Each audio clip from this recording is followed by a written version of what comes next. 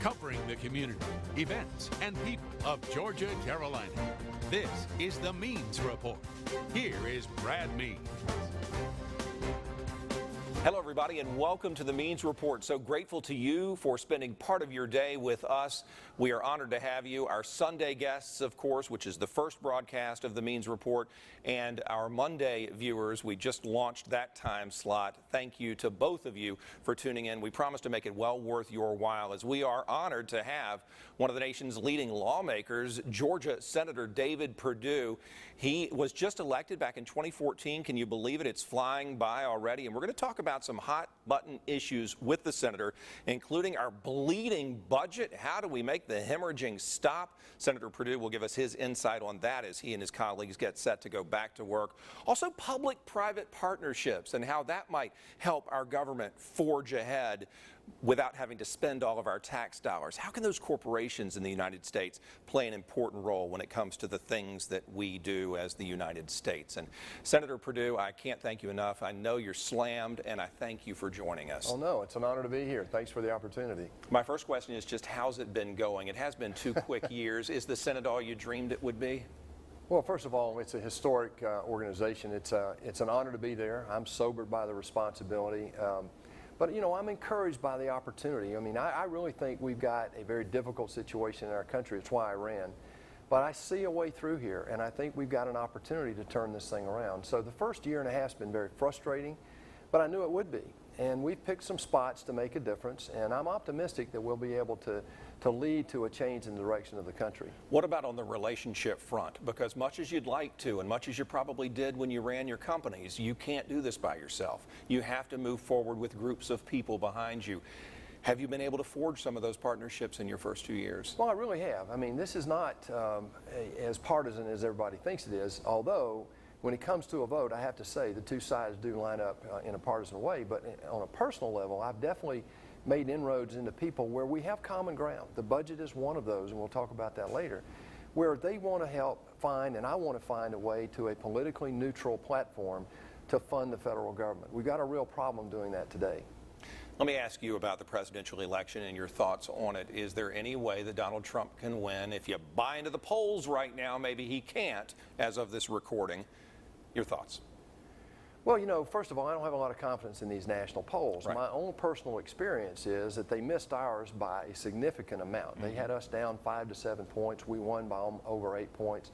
And so I think the same thing's going on right now nationally. I really believe that nationally the same thing's happening that we saw in our race, and that is that a lot of people are more motivated by their frustration with Washington than they are their own ideology.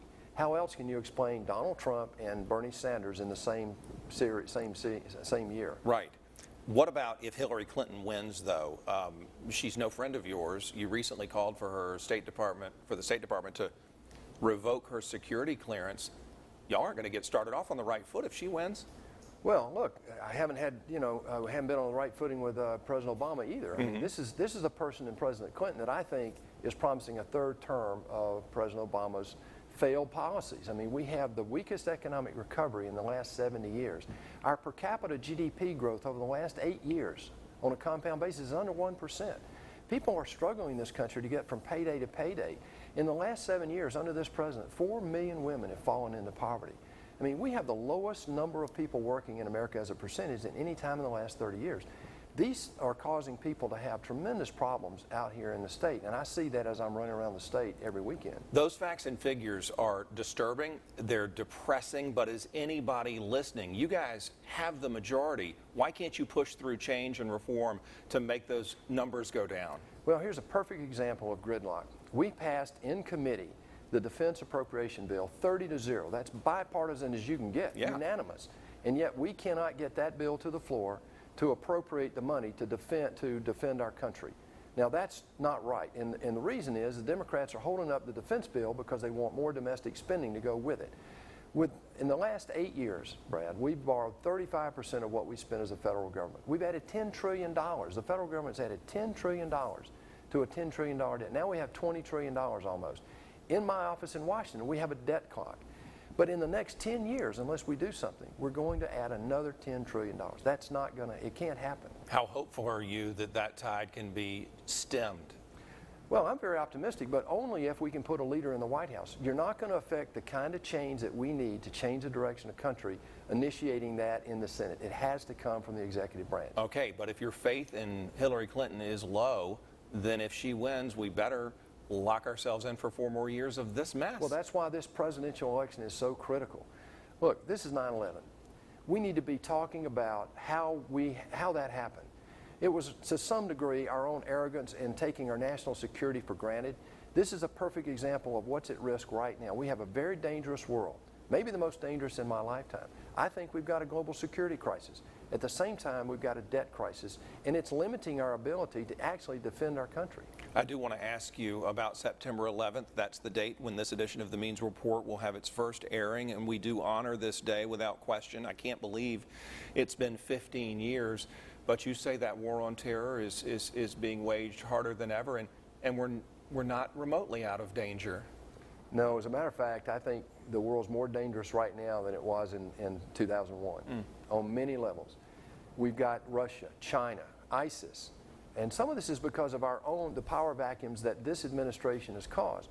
But not getting into that, you've still got Iran and North Korea developing nuclear capabilities. You got cyber warfare. We're standing up 2 brigades of cyber warriors right here in Augusta, Georgia.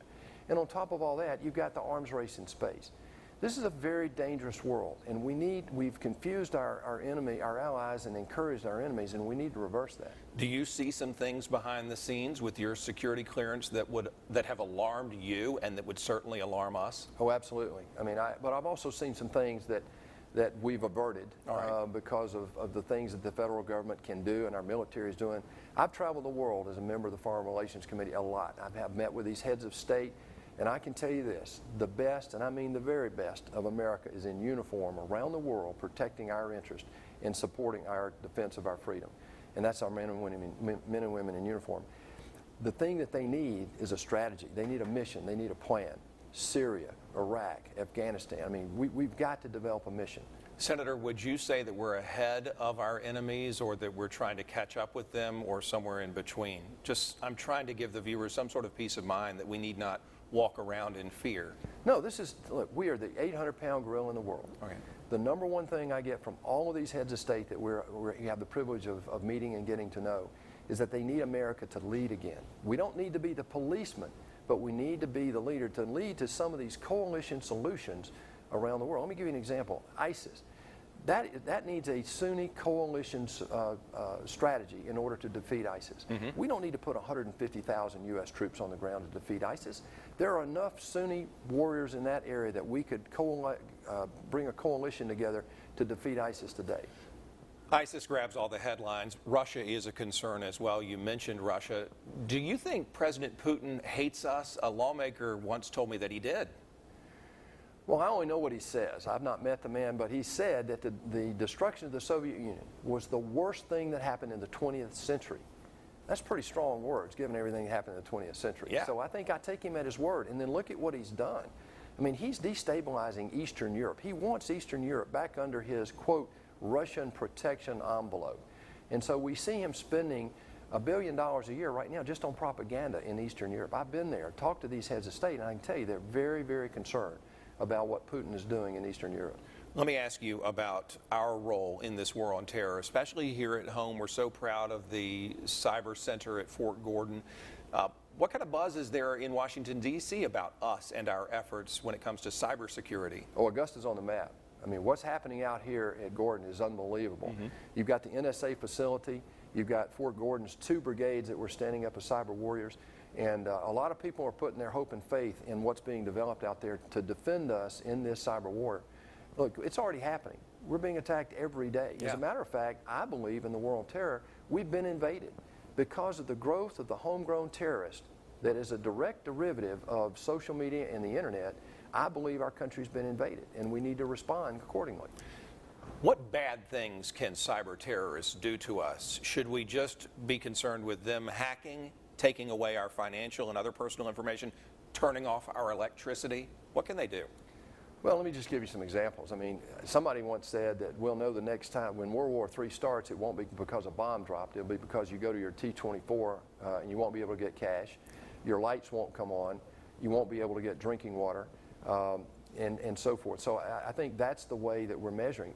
Today, in addition, there are other things that are being that we're being challenged, and things like our GPS capability, our communications capabilities, that give us a head start against our enemies.